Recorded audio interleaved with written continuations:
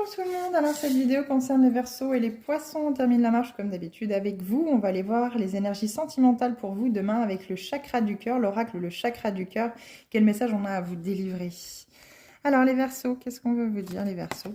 On vous parle d'attentes différentes. Alors il y a peut-être du taureau dans votre thème natal ou la personne qui est en face de vous est taureau.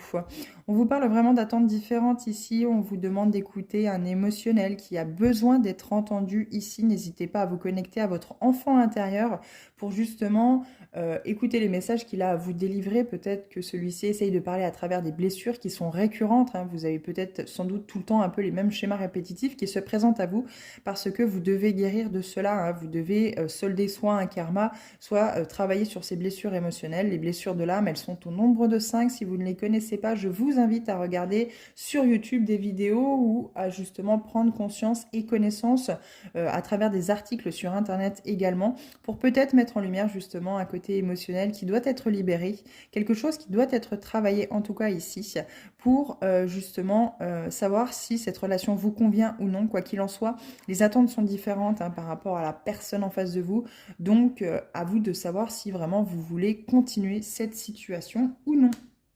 Et les poissons? Les poissons, comme les vierges, il me semble que les vierges ont eu cette carte-là. Vous avez peut-être de la vierge dans votre thème natal ou la personne en face de vous est vierge. On vous dit qu'il y a une relation sauveur-sauvé qui se crée ici. Ce sont des relations qu'il faut aller chercher dans l'enfance. Il y a eu quelque chose dans l'enfance qui s'est créé, qui a fait que vous avez créé toujours ces mêmes relations.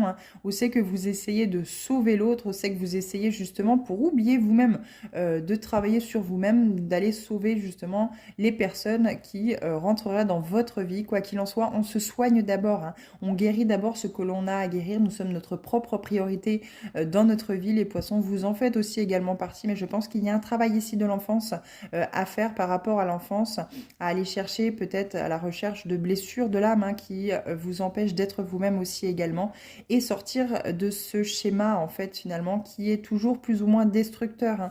Vous allez chercher à sauver les autres et une fois que les autres se rendent compte qu'ils n'ont plus besoin de vous, ils s'en vont et vous ressentez encore et toujours ce même vide. Vous n'arrivez pas à avoir une certaine constance dans vos relations et c'est pour ça que c'est important de sortir de ce schéma qui est toujours le même. Sauveur-sauvé, vous ne pourrez pas sauver le monde entier, vous ne pourrez encore moins sauver les personnes qui rentrent dans votre vie. Pensez d'abord à vous et n'hésitez pas à les conseiller si vous avez un parcours qui a été difficile, auquel vous en êtes sorti. Vos conseils peuvent être bénéfiques pour les autres.